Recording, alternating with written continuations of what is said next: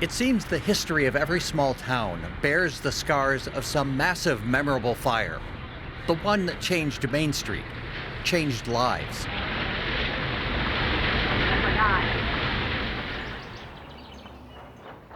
Bristow, Nebraska, near the South Dakota border, does not forget the time disaster arrived 10 years ago. This year was the Great Bristow Fire, 2013 as we dubbed. Joe Mishanek is Bristow's unofficial historian over at Nebraska State Bank. This was the old lumberyard building here, of course. Things progress quickly, yeah. It's why this town, with only 70 people, hopes there will always be a local fire department on duty, even when the time between calls is measured in months. Well, we had a fire we fought back in March, I believe. It was actually at my dad's place.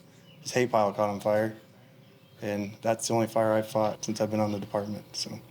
Since 2015? Yeah, yep. Bristow's fire department faces an uncertain future. Only 6 volunteers stand by to answer a fire call. Most are over 60, and it's tough to find anyone younger to sign on. Equipment? For years, they've relied on outdated protective gear and a 50-year-old fire truck. It's not just Bristow. Volunteer fire departments all over Nebraska, big and small, wonder if enough people will show up when the fire siren sounds. Anyone in rural America should pay attention because a lot of your volunteer fire departments and ambulance services may have a crisis on their hands.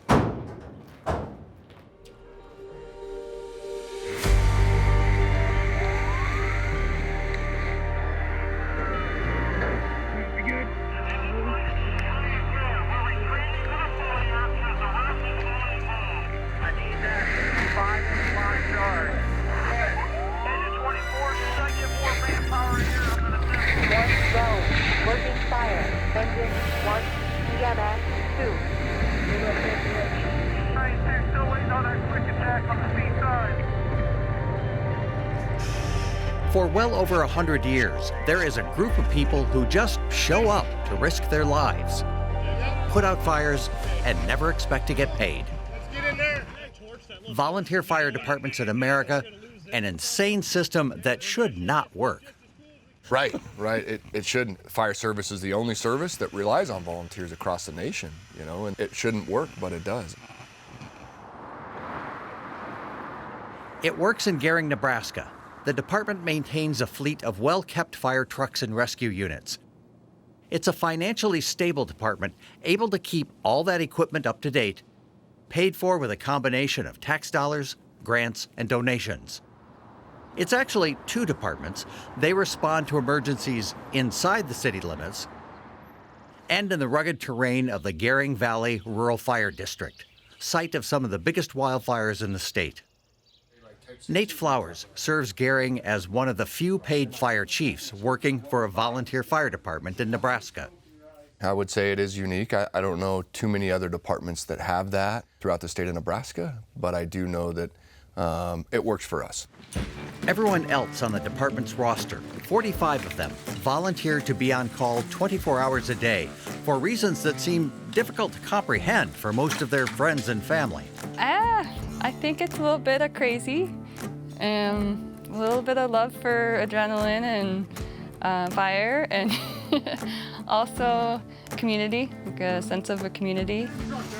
Most have paid jobs, mechanics and nurses, internet providers, technicians with a gas company, farmers, teachers.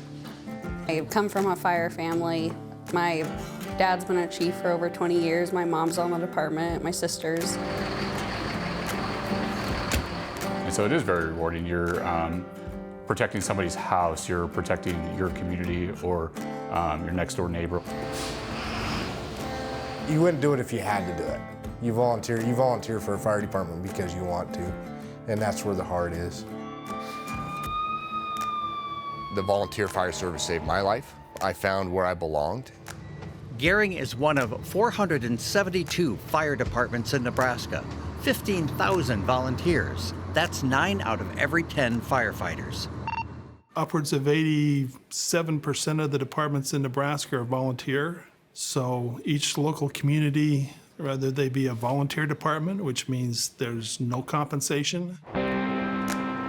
They don't get paid for fire calls. They do not get paid for time spent training. The Gering team trains at least once a week, preparing for a full range of emergencies. Out of the 12 months, man, every year we are so busy offering different classes and opportunities for our members, but our members are the ones that drive that. They get a taste of that and they want more. Training improves how quickly a team can respond to a fire, hopefully reducing the amount of damage or even saving a life. The speed and skill of your local fire department can lower the amount you pay for homeowners insurance. Here's something that may shock you. Nebraska law does not require any specific training for fire departments or individual firefighters. Each local fire chief is responsible for their own community. Departments will focus on the things they need to do the most because of what they most commonly run on: wildland call or a car accident, an agricultural emergency. Who has not messed with the tool? There are recommended standards from a national fire safety group that departments use as guidelines. But unlike police officers or emergency medical responders, there's no license. A national certification program is available, but not required for volunteers. Training time's precious and limited in many departments because people, volunteers in particular, have a lot of things going on. It's pretty much up to the city of Gering and the fire chief to decide how to plan and budget for emergencies. And this is a very busy department. The number of fires and rescue calls climbs year after year. 20 years ago, we were running 250 calls. Even 10 years ago, where you were running 300 to 400, we're now lower 900, and I think we ran 986 last year or something like that. It gets very, very taxing on the people. 2022 became the busiest year in the department's history. 12,000 hours spent on fire and rescue calls. The general consensus of the public is, well, there's 3 or 4 people down there, and there's truly not. They don't understand that, like Grant said, we are waking up in the middle of the night. We are coming from our homes and stuff like that, getting out of bed and coming down to the station to respond to calls. It's physically arduous and mentally exhausting, and it's definitely not for everybody. That's the life of a volunteer firefighter, I guess. Despite being well regarded with solid funding, the Gering department faces the same unavoidable truth as every other department. There are not enough firefighters to answer the steadily increasing number of emergency calls. I'll be honest, we don't have people knocking on our doors coming in. Those who are willing are not always able.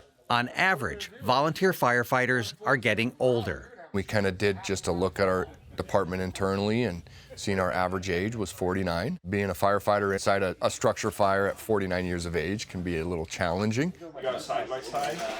Gering is not alone. 62% of the departments find recruiting new members difficult.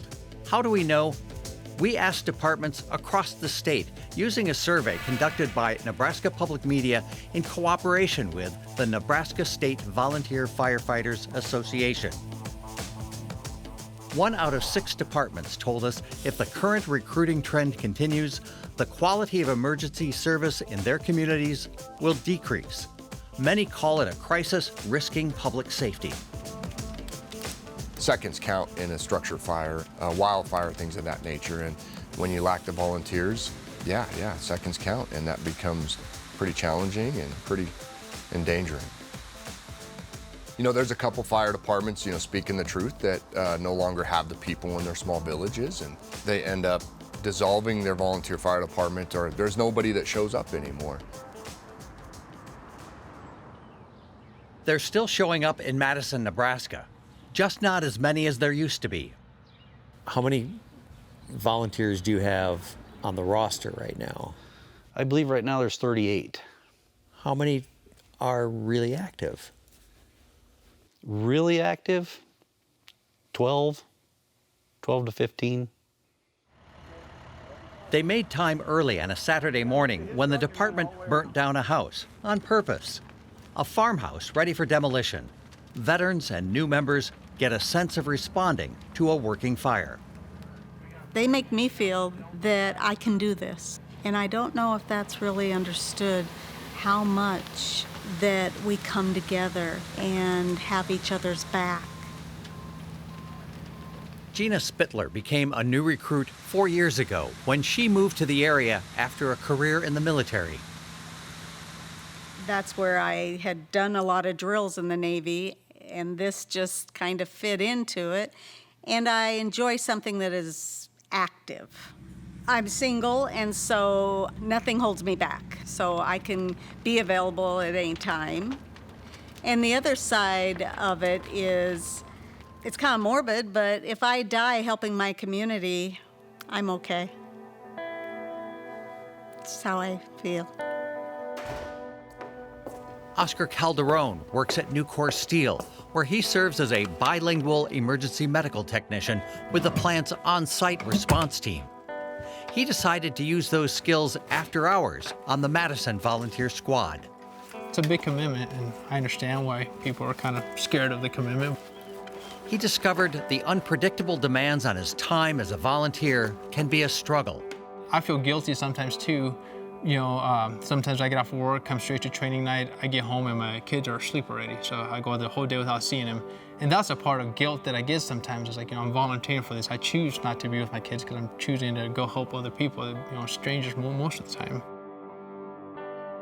Our survey of fire departments revealed the demands on a volunteer's time is the most likely reason people do not join a fire department. Modern work schedules impact how effective a volunteer is within a department. Small-town main streets were once lined with local businesses which understood an employee volunteer might take off for a fire call in the middle of the day. These days, that can't happen on a production line at a packing house or if you work half an hour away at a chain retail store. During the day in town, you have a call, you don't know what you're gonna get for people. Could be 2, could be 3. Our survey of fire departments around Nebraska revealed fire departments had the lowest number of volunteers respond between 8 in the morning and 4 o'clock in the afternoon.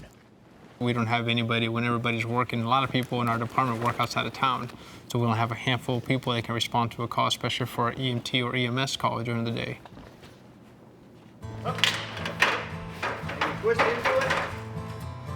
Public service, some say, has fallen out of fashion. Only about a third of Nebraskans volunteer for any local groups or organizations, according to AmeriCorps. We've got a lot of old people on the department. You know, not many young kids. There's not much interest. Nobody wants to volunteer. You know, you don't get paid. Why would I do that? Nationally, 1 out of every 4 volunteer firefighters are over 50 years of age. In Nebraska, 75% of the departments we surveyed said the age of a volunteer was one of the top 3 reasons for losing members. Madison is losing guys like Ray Kiefer, still showing up at fires in Madison after nearly 50 years, 17 of those as chief. My wife said, you don't have to go, but I still beat most of them up here. First one up here a lot of times, so. Losing veteran members means losing a resource. For instance, with Ray Kiefer, the mentorship of the knowledge that they have isn't always passed along. I'm just trying to be a sponge. She said, who's gonna do it, Ray? You're gone, who's gonna do this? That's right, a lot of the young guys won't want to step up and do any of it. Get above it, like 2 rungs above his head. It's deeper than passing along tips on using ladders and hoses. A lifetime in the fire service highlights the great honor that comes with public service. Ray also faced some of the worst realities and understands the toll it can take on a first responder. I sat down one day and counted the fatalities we've had in our district here. I think I got up to 54 that I could remember, just in our district and stuff. So. That's a lot of fatalities, you know. Saved a couple of lives and carried a few out of the houses. And lost a three-year-old boy one night in a house fire here. He was the same age as my daughter. Worst one we had, we got called down to Humphrey one night. We had 6 of them killed in one accident, so that was... And some of the Humphrey firemen couldn't take it. But we do lose people because of that. And they don't want to see what they've seen.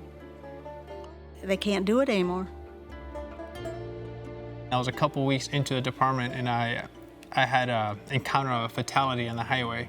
And it was to a non-English speaking person that was involved in that accident.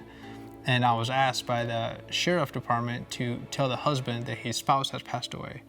So for me, after that call, I went home and I really thought about it. Like, I'm not sure if this is not what I signed up for. I'm not sure I can do this. I can't handle it. You know what I mean? The mentally and physically demanding work, the schedule, attitudes about public service. That's just the beginning of the list of reasons that all adds up to towns facing a public safety emergency. If fewer people are going to be stepping up, what happens to a town like Madison? I don't know. It's going to be tough to keep them. It's a bad scenario, and I hope it don't happen. I put that out to the leadership, the city and city council and mayors and rural board, that someday this is going to be a problem. How you man these trucks.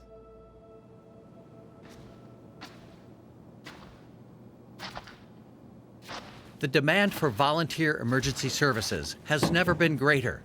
It's not because there are more fires. Nationally, 2/3 of the emergency dispatches were medical calls and accidents. The increasing number of calls driven in part by the medical needs of an aging population. This community that we live in, there are so many independent elderly people. That's a huge component of, I think, the number of medical calls. Obesity, diabetes, all of the other kind of comorbidities that are creating a population that's unhealthy but able to live longer.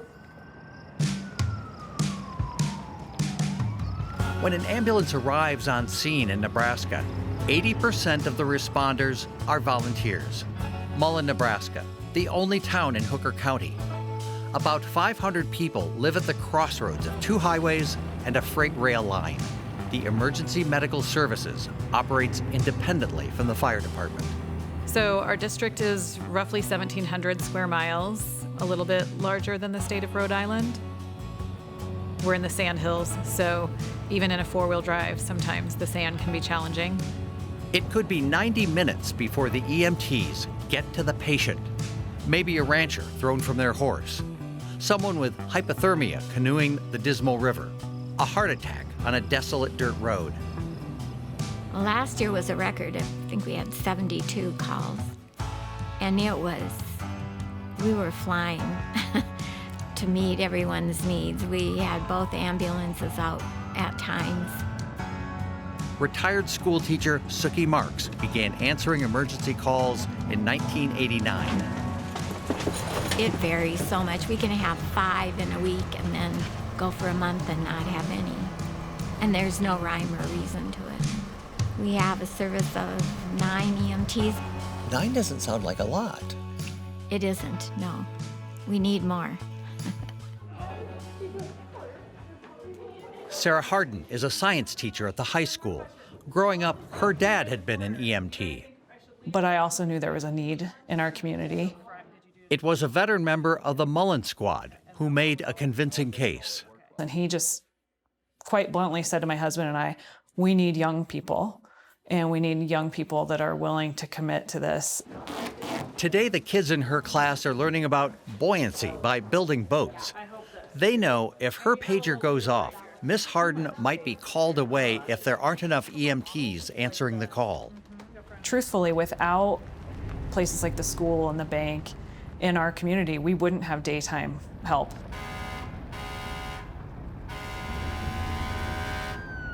The Mullen team trains together a lot, preparing for whatever gets thrown at them.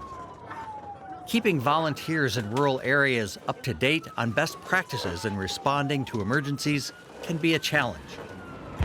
The Mullen Ambulance Service called in the Simulation in Motion team from the University of Nebraska Medical Center. This program does thousands of hours of training for small rescue squads in need of continuing education. Half of the semi-trailer duplicates the back of an ambulance. On the other end is a convincing mock-up of a hospital emergency department. Robot patients stand by to simulate dozens of medical emergencies. Anything that would make them really have to think quickly and how to handle that on a EMS ride that might last an hour or more before they can connect with another service. Instructor Kelsey Miller programs Lucy, the computerized patient. Software alters Lucy's blood pressure, respiration, and even the dilation of her pupils when the instructor wants to make a point. Oh, and Lucy expects the Mullen Rescue Squad to deliver her baby. Delivering a baby in the back of an ambulance. That scares folks. The baby is coming! Okay, we're gonna take a look at the baby and we're gonna take a look at you, all right? Do one more push, Lucy. It hurts. I know it's your we're gonna have you push. People take this serious, and it really is a different way of training, and there's a different mentality with the folks when they're doing this training. Maybe I don't want you to hold it down. Okay, good. Oh, you're so cute. And those moments when you know you have trained and trained and trained, that's what's important for the rural providers, I think, is that continuous training. And I think if my loved one were in the back of an ambulance, I would want to know that the person providing their care has done everything that they can to be the best medical provider that they can be. Hey, Mama. Here's your beautiful little baby boy. Good job, Mom. The instructors said the Mullen crew did a pretty good job. A few years ago, a report prepared by an independent agency found the Mullen Ambulance Service to be well-run, successful, and collegial. In Mullen, we have a very generous community.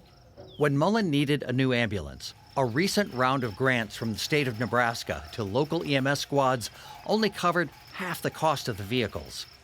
Raising the $281,000 for the ambulance just seemed overwhelming to us when we started, and we've gotten amazing donations.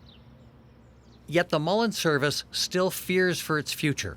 Older volunteers are ready to step aside. Few of their neighbors appear willing to take on the responsibility. There are consequences.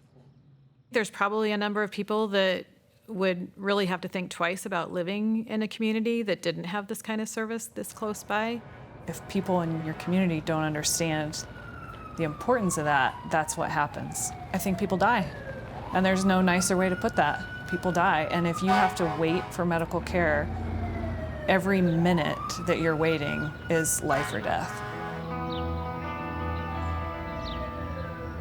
70 miles to the northwest of Mullen, the town of Merriman will give you an idea of what happens when volunteers stop volunteering. Sandhills Rescue is currently out of service because we don't have enough EMTs to run the service. The power inverter has evidently died.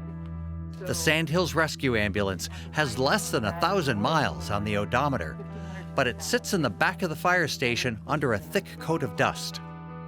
I am the only EMT and have been since 2017. So it is currently waiting for more volunteers. Rose Chappell and Jamie Simmons have been trying to get the community motivated to help out and save their ambulance service. And we can't run the ambulance with just one EMT. The census puts Merriman's population at around 90. Those still here are getting older, making the search for volunteers a challenge. You know, the people that have kind of been willing to express at least a little bit of an interest, part of their hesitation is they're also probably 60, 70 years old. We really have not had any interest from the younger generations. And I think that the reason for that is the younger generations are further out of town. So without that working, it drains the battery completely, so we have nothing. The ambulance operates independently from Merriman's 15-member fire department. Jamie and Rose launched their effort to jumpstart the rescue squad, shadowed by a host of long simmering problems. An independent assessment prepared by the Paramedic Foundation found ineffective leadership was a primary reason for the failure of the system. The budget was a mess, the community lost trust. Once there were 8 EMTs, most left. In 2017, the service collapsed. Merriman must now rely on distant towns or a hospital ambulance driven from South Dakota. There's been several deaths that we know of that have happened because they couldn't get EMS there fast enough, or they couldn't get them to a hospital. And there's still people unaware they don't have a service running. I think some of the individuals have gotten the idea we've lived this long without it, we can survive. And I think that's a very dangerous opinion. The Merriman Squad might have attracted fresh EMT volunteers, but some recoiled at the cost and lengthy process needed for certification. And that course of training, that level of commitment, I think makes people very nervous. A lot of our people don't want to take the class because they don't have the time. I think the prices have increased for that type of training. They've went up significantly. Sir! In Norfolk, when an ambulance arrives from the fire department, everyone on the ambulance who touches a patient must be certified to be a paramedic or EMT, emergency medical technician. So there's different skill sets there and different trades that each person has, but everyone's serving the same purpose, helping citizens in a time of distress. This is a full-time paid job for the Norfolk paramedics and EMTs. Any volunteer EMT in Nebraska must meet the very same requirements when a rural ambulance service has authorization to transport the sick and injured to a hospital. From a response perspective, we're all doing the same thing. It doesn't matter if you are in a career fire department and run 100 calls a week, or if you're in a volunteer department and you run 50 calls a year. They need the same training, they need the same skill set. These aren't doctors and nurses, but when small town squads transport the critically injured to hospitals, they are the healthcare providers keeping a patient alive. Mullen, 99A Ogallala. It's a long trip to the hospital and before you get higher medical care, so it's very nerve-wracking. And if I had to take somebody in an ambulance for 15 minutes, that was a long time. Here, these folks could be in the back of an ambulance with a critical patient for an hour or more. And so that's a whole different ballgame. Okay, we're in. Good job, Ted. Community colleges in Nebraska are the most common provider of classes for paramedics and EMTs. By state law, before treating patients, EMTs must be certified and tested by a national organization. Keeping that certificate requires another 20 hours of approved continuing education every 2 years. Nationally, only about 1 in 4 students pass that EMT exam on the first try.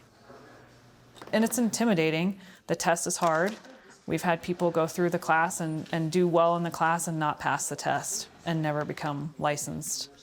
So I think all those things are big challenges for especially small communities to get the number of people to try it. So it's crazy. It's just not just us demanding that, but it's everywhere. It's a standard. Unlike firefighting volunteers, there is no free state-funded training for those providing volunteer emergency medical care in the field.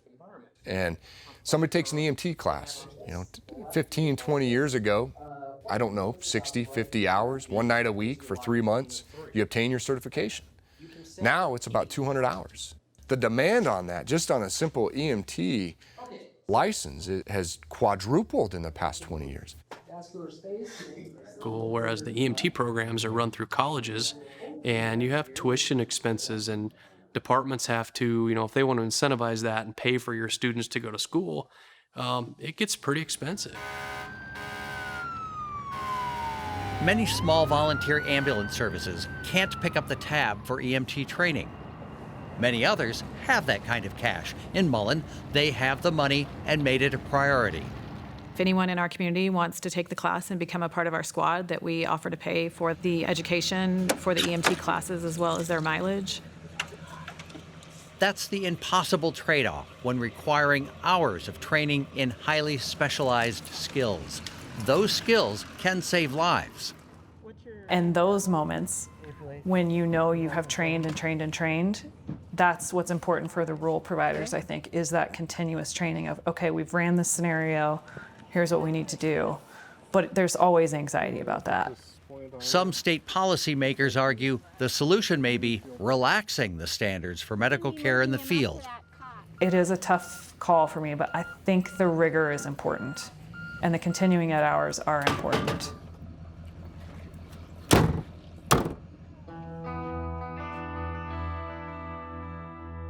In Merriman, the rescue squad could not recruit enough volunteers willing and able to commit to the training necessary. The service officially ended operations in fall of 2023. As EMS, we always say that that first hour is the golden hour. You want to have them in the hospital being treated by then. So it's a great loss. It's life and death. It is life and death, literally.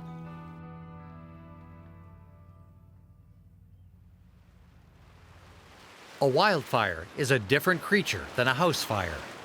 Using tabletop exercises, some fire departments rehearse how to deploy when one busts loose. So who wants to be engines? Weather, terrain, and fuels all figure into how a fire behaves. There's your fire. Because no one department can handle a complex wildfire alone, there are strategies to consider when working with other agencies on the scene. So it's not chaos. They're very much aware of how to respond. Many of the departments mutual aid with each other, which means they assist each other in their fellow communities. It helps me because it realizes the things where I'm weak at and things that I can improve on as well. Most wildfires begin as grass fires. The Gering Fire Department does what it can to reduce that risk of grass fires, staging controlled burns of dry grass.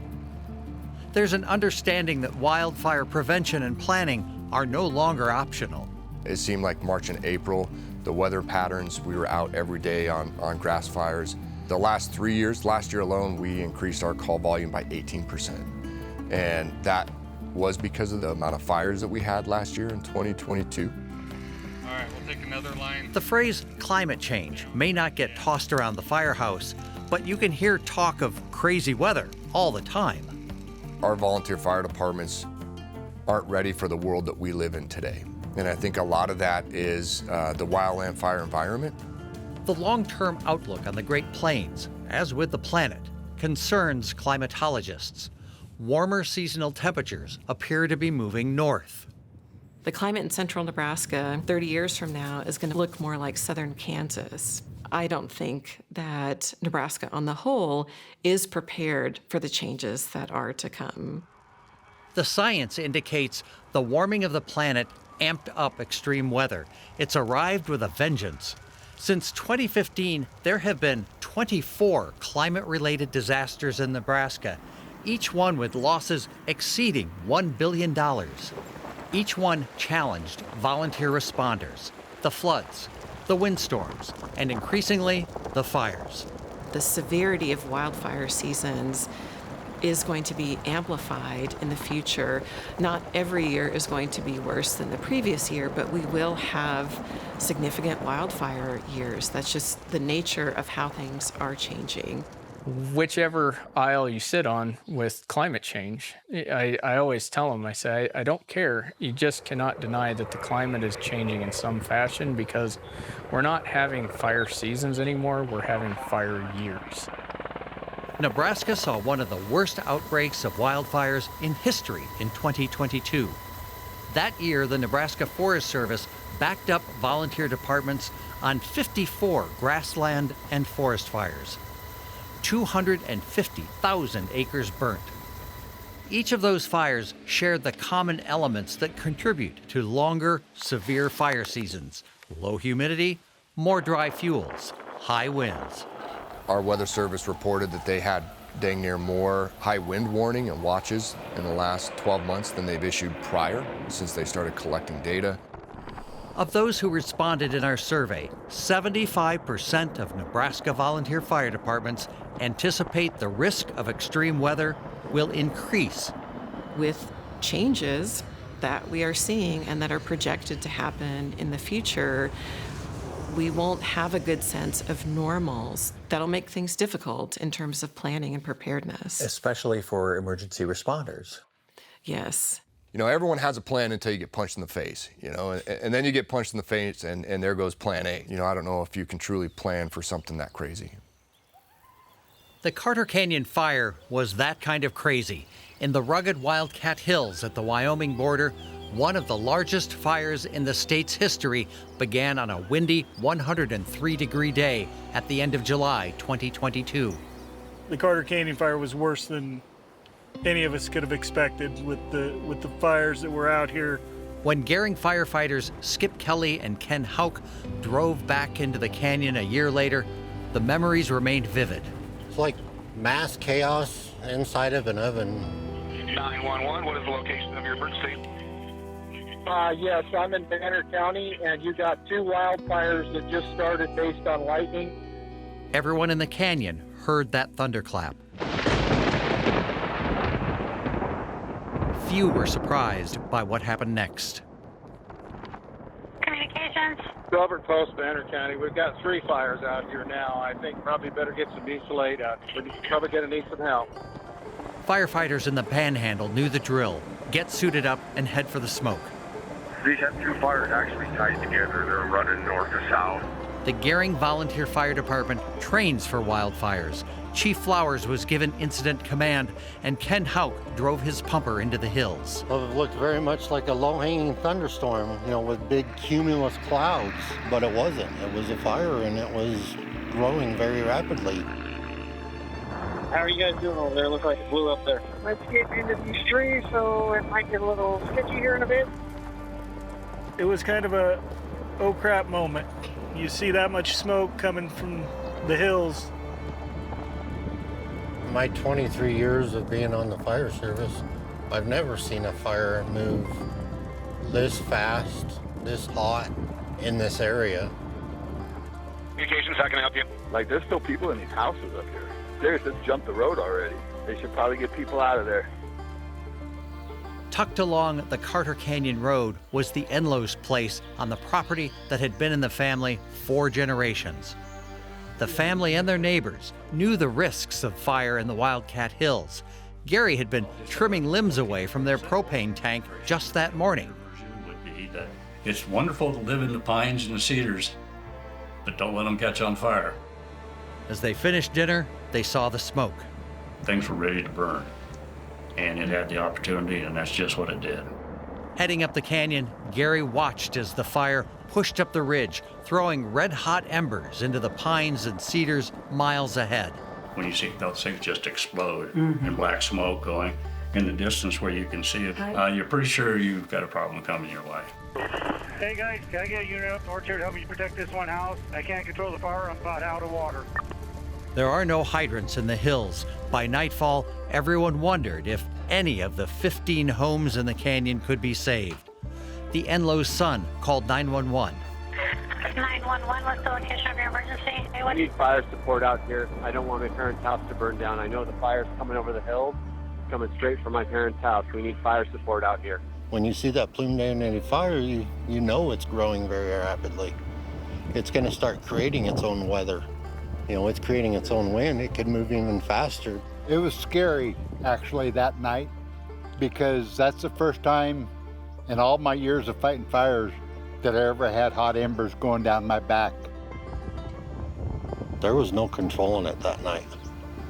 You just tried to protect what you could and move on and hope for the best. The emergency manager has ordered evacuation for all residents. Fire crews from multiple departments did what they could, but they couldn't be everywhere. This is Mitchell 22 on the fire. There is a house on Carter Canyon Road, and the people on the property will not leave. They're trying to fight the fire off themselves. Gary did what he could with the 300-gallon water tank he had available. A fire crew arrived and he evacuated. It's kind of like a snowstorm out there with embers and sparks and a thing like that. If you've been in a snowstorm or a blizzard, at that time there wasn't anything else we could do. Zero visibility. 21, what do you think? We need to get the hell out of here?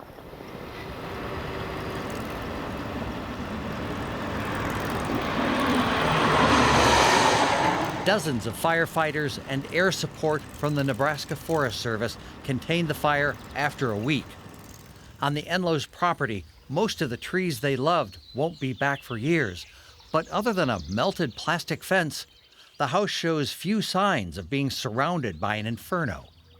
Just one fire, 15,000 acres burnt, including prime grazing land for cattle ranchers.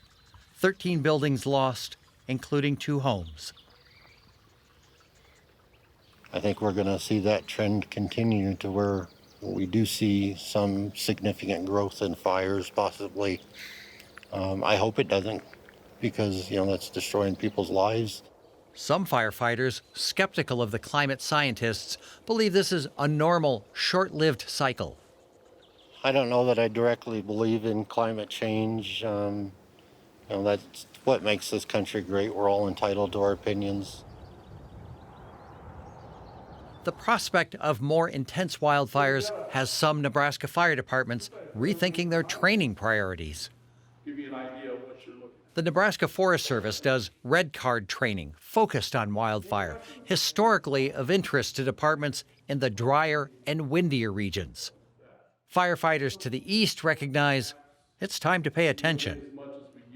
And a lot of them are like, well, we saw what happened there last year and we'd never seen anything like that this close to us, so we decided we better start taking the training and stuff too. They want to know about what influences the fire in the wildland fire environment, and they also want to know strategies and tactics to keep themselves safer than what they were doing in the past. Over 4 or 5 days, it's all about fire behavior, weather, and being aware of situations that can put a firefighter's life in danger. It's like moths to a flame with volunteer fire departments and whatnot. And they always run to the head of the fire. They got to go put the fire out. And so they go to where the flames are the biggest, and that's the most dangerous part of the fire. So I think that's why it's important to have this training, especially with our state being covered with 100% wildland fuels. And I remember rule number 6, it is be alert, stay calm, think clearly, act decisively. And I really like that. I think it resonates well with kind of what the firefighters do here. 1/2 of the firefighter deaths in 2022 were attributed to overexertion and stress, according to a study by the National Fire Protection Association. In Nebraska, the record number of fires that year put unprecedented pressure on firefighters rushing to help neighbors in the region. From 2020 through 2022, the Gering City and Rural Departments responded to 8 major wildfires, blackening tens of thousands of acres. And that's our challenge, is trying to find people to help with these extended events. 35 departments came to the aid in the Carter Canyon fire, some driving 300 miles to help. It's the system known as mutual aid. Just to bring some of our resources to help out, to basically make us a larger department, coming together. And we've all worked together really closely. We will actually reach out a very long ways. I mean, for hundreds of miles away on a large fire for mutual aid. There is absolutely no way we could handle the size of these fires without it. 3 examples from Nebraska's worst fire season. In April 2022, 60 departments rushed to contain the ferocious Road 702 grass fire. That fall, fire swept through the Nebraska National Forest, and 22 departments left their hometowns to help.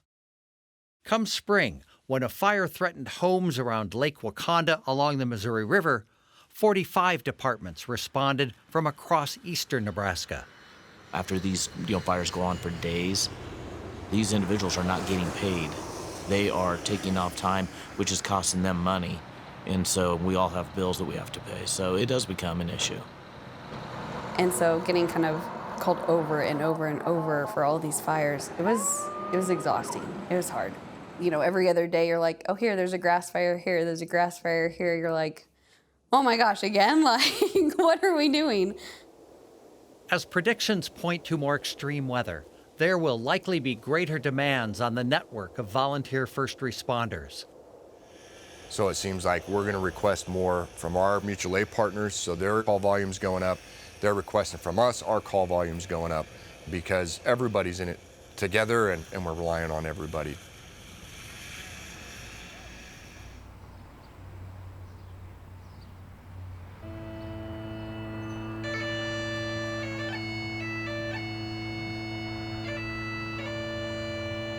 And there's a greater toll after Nebraska's worst wildfire season. That can be found in the names, now etched in granite, of the 3 firefighters who died in the line of duty. John Trumbull, Cambridge, volunteer, fire department. Darren Cruel, Elwood, volunteer, fire department. Michael Lee Moody, Purdom, volunteer, fire department.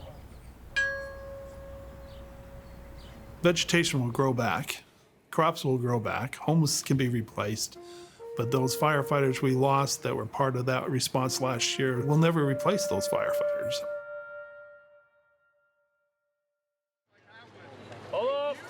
Maybe a record number of wildfires stretching across the state provided people with a better understanding of the importance of the service provided by volunteer fire departments.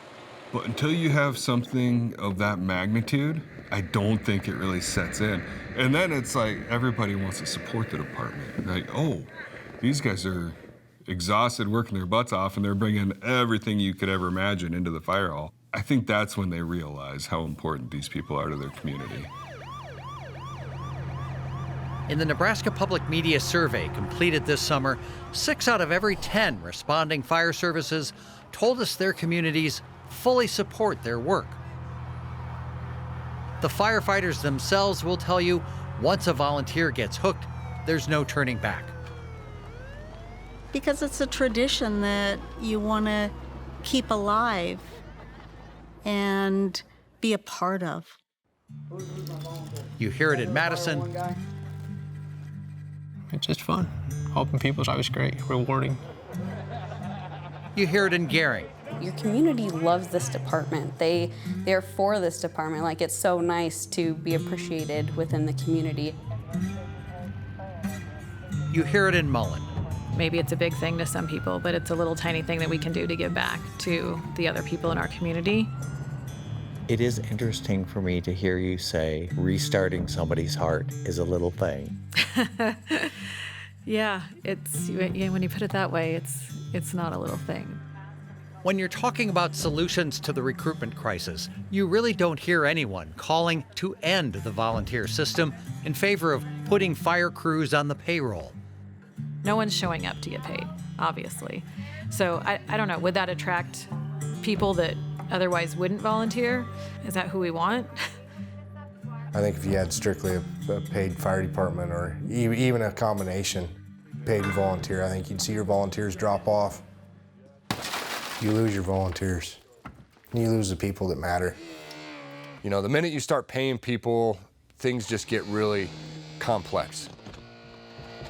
Now, it's worth noting that Gering shares a boundary with the city of Scotts Bluff, which has full-time paid firefighters. The volunteers will tell you they are just fine with a system that doesn't require them to change jobs, while still providing a few financial perks for staying.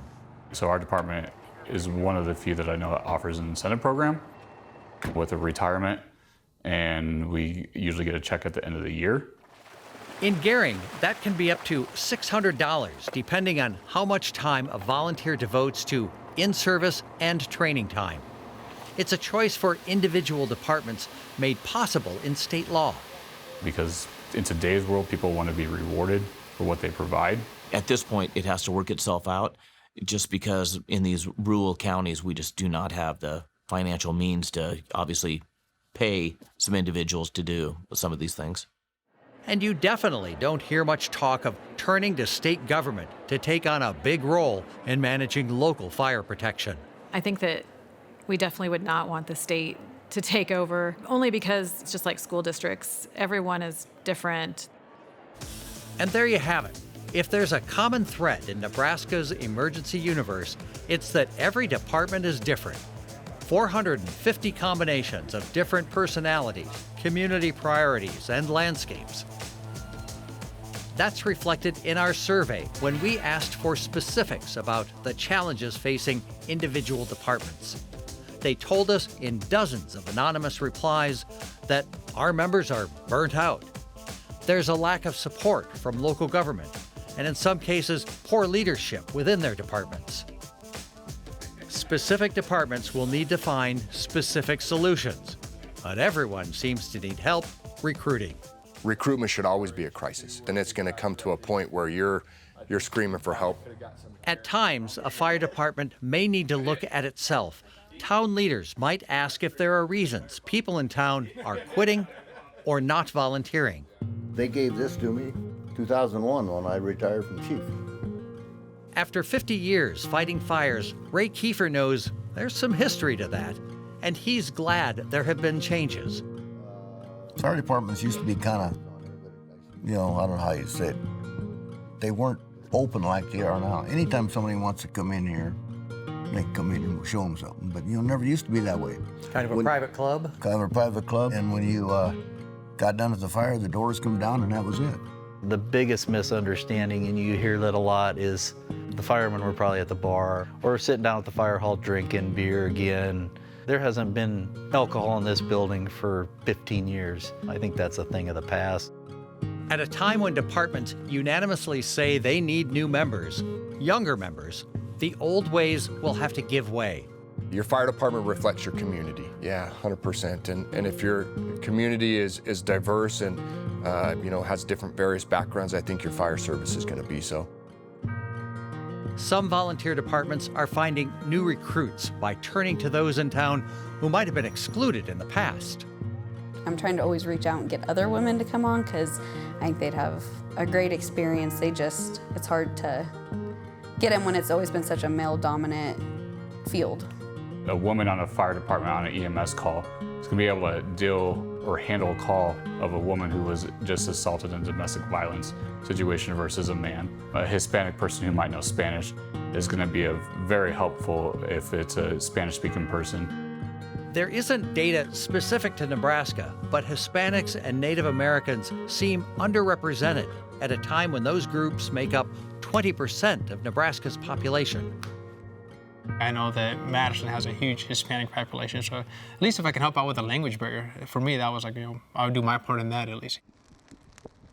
Several departments found a path in attracting high school students interested in firefighting and emergency medical response through a cadet program. We engage them right away. We make them feel like they're a part of this department right off the bat. We get them into the tasks and we show them this is a nozzle, this is the radio, these are SCBAs. We get them in there and we engage them hands-on. It's something that the kids have never experienced before, so they're like, wow, this is awesome. So they feel like they belong, and that's a good thing. There may be a recruiting opportunity at every fire scene. This is great what you guys do, and I should probably help out this town more. Do you need any help? And always need help. Sucking in air here, sucking in air. It's the same for training exercises out in public, those opportunities to show off. In fact, training doesn't just recruit new members, it also keeps current members engaged. Statistically speaking, training helps keep people on board. Not only within Nebraska, but we know based on national surveys that have been conducted by other organizations, training becomes a great retention tool. Paying for training is one of the biggest contributions state governments provide for local departments. The big thing is always safety for us, being able to watch over it, control it, manage it. The State Fire Marshal's Office provides training to any department free of charge, in the classroom and in the field. I think it becomes an opportunity for people to understand how different departments work. I'm more comfortable overall going in and doing the job that I'm supposed to do. You can make training fun. Be careful with him. He's very delicate, very fragile. Some departments, Madison included, at times train independently of the fire marshal with the same goals in mind. When we train, we try to make actual scene. Well, anybody can go out there and hook the hoses to the truck and take 5 minutes doing it. But if you got 2 minutes at the most, to pull everything out and hook it up, that's when you find the problems. No, we got it figured out. And that's where I want to be prepared when I'm out there, because it's not only my safety, but it's everybody's safety. When you go into that structural fire, you have to look at everything. You can't just jump in. You have to first identify what is needed so that everyone can be safe. Training, if done right, is something that's interesting and creates unique friendships in a small town. There's a lot of camaraderie in the fire service, fellowship. And when you spend time training together, learning new skills, there's that sense of a bond that's created because we did it together. You become a fire department family. And that brings us back to Bristow, the town on Nebraska's northern border. Small fire department, aging volunteers, old equipment. On the smallest of scales, Bristow found solutions to keep the department alive. They remembered public safety as a priority. When 3 of the aging firefighters retired, it was not surprising that 3 other guys stepped in to fill their boots. It could be a matter of saving one life that we got there 5 minutes sooner, having us right here. When it was clear the 1972 Ford F600 fire truck needed to retire, the entire town stepped up. I think the town gets us. Just recently when we got our new truck purchased, the town put up $5,000 to help purchase the truck. So they understand the need to keep stuff updated and keep us around too. So I mean, the community supports us pretty well that way, I'd say. It's a 4-wheel drive 83 GMC Sierra, bought used from a fire department in Oklahoma. Almost new by Bristow standards. The town chipped in enough money to buy fresh bunker gear, hand-me-down coats and boots and helmets, bought in an online auction from a German fire crew. We do pretty good that way. We don't have a big budget. We don't need a big budget. It's a source of pride for Bristow that their own volunteer fire department remains on duty, but only because some people in town took on the responsibility to show up when needed. There are over 400 volunteer departments in Nebraska, hoping someone is standing by to do the same.